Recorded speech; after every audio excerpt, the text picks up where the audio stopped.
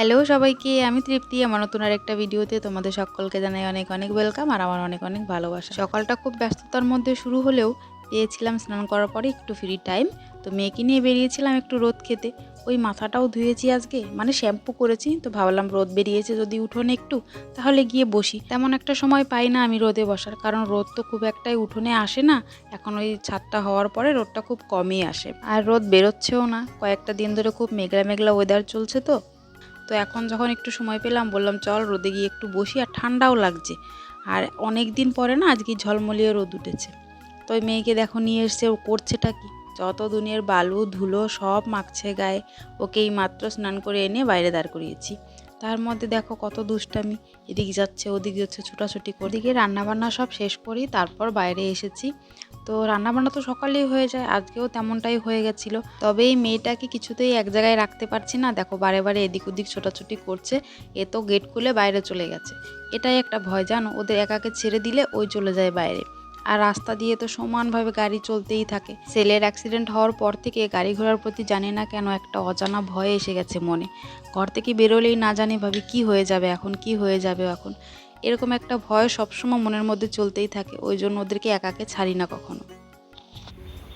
স্নান করে জামা কাপড় ধুয়ে সব কাজকর্ম শেষ করে বাইরে একটু বসেছি চুলগুলো শুকাতে। আসলে ঘরের মধ্যে ঠান্ডা লাগছিল, আর এখানে একটু রোদ পাওয়া যাচ্ছে, এই জন্য মাথাটাও শ্যাম্পু করেছি। ভাবলাম একটু চুলগুলো শুকিয়েই যাই। এই দেখো আবার কি পেয়েছে,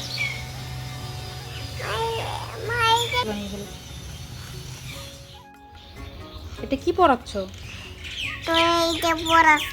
কেন?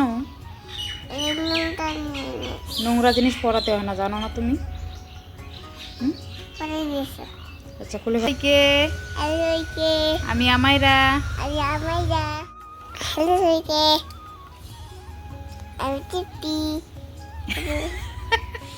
তুমি তৃপ্তি নয়, তুমি আমাইরা বলো। আমি আমাইরা। হ্যাঁ তুমি মা? তুমি কার মা? ও তৃপ্তি মাঝের মা। বাপরে, আমরা মা মেয়ে মিলে চলে এসেছি দোতলার ছাদে। মেয়ে আসা জেদ করছিল, একাই উঠে আসছিল, তো ভাবলাম যে একটু দেখেই আসি। এই হচ্ছে ছাদটা, কত সুন্দর দেখা যাচ্ছে না এখান থেকে। মুখের উপর রোদ পড়ছে একদম।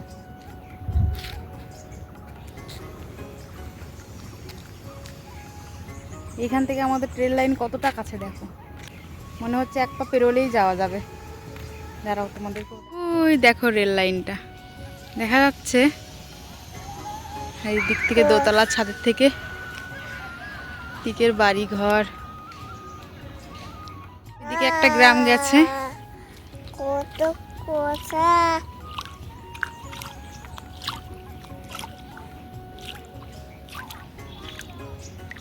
দেখো ছাদ থেকে সবটাই দেখা যাচ্ছে।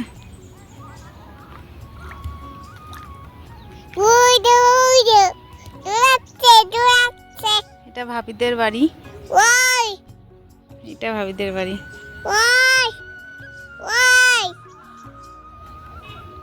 তুই কাকে ডাকতেছিস? মানসিকে ডাকতেছিস? ওইদিকে একটা বাচ্চা ছাগল নিয়ে যাচ্ছে, ওকে ডাকছে, ওই দাঁড়া ওই দাঁড়া। আর ডাকতে হবে না, চলো ঘরে যাই। হ্যাঁ, মুখের মধ্যে রোদ পড়ছে একদম। নিচে যাই মা, নিচে যাই। ছাদে এখনো জল আছে তো একদম পা ভিজে যাচ্ছে, সিমেন্টের জল সব। এমনিও আমার উপরে উঠলে ভয় লাগে, হাইট দেখলে আমার একটু ভয়ই করে। চলো নেমে যাই। নিচের ছাদটায় তবুও আসা যায়, দোতলার ছাদের থেকে যখন নিচের দিকে তাকাই, বাপরে মনে হচ্ছে এখনই পড়ে যাব। নেমে যাই বাবা। এটা হচ্ছে একতলা ছাদ, বাসা ভর্তি, যেমন ছিল বাপরে নামা জায়গা সব। বাবু যাই আসা, সাইকেল তোমার? ময়ারা কখনই সাইকেল থই গল। বাইরে বেরিয়ে এসছিস কেন? হ্যাঁ বাইরে বেরিয়ে এসছি, তুমি কোথায় গেলে? আমি ওদিকে খুঁজতে গেলাম তো পালামই না। চলো, আমি ছাদে গেছিলাম, আমি দেখলাম। দেখো পুষতে পুষতে বাইরে বেরিয়ে চলে এসে, আর এইটা দুষ্টুমিটা শুধু দেখো। এই মেয়ে মারবে কিন্তু, চল ঘরে চল, চলো বাবাই, চলো মা। ওইটা কি বসার জায়গা? হ্যাঁ দোকান পেতে বসে থাক, চল চল ভেতরে চল, তোর দেখা দেখি বনু যাবে, সব নোংরাগুলো ধরবে এখন, চল স্নান করে দিয়েছি ওদেরকে, চলো মা, চলো বাবা চলো, চলে গেলাম আমি চলে গেলাম। আয়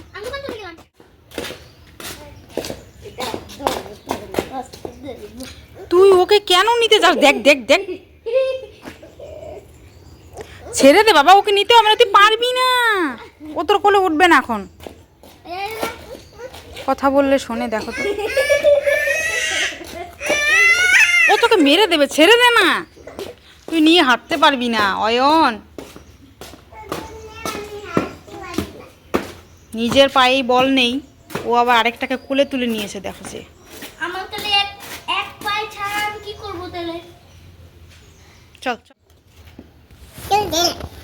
ঘরে যাবি না?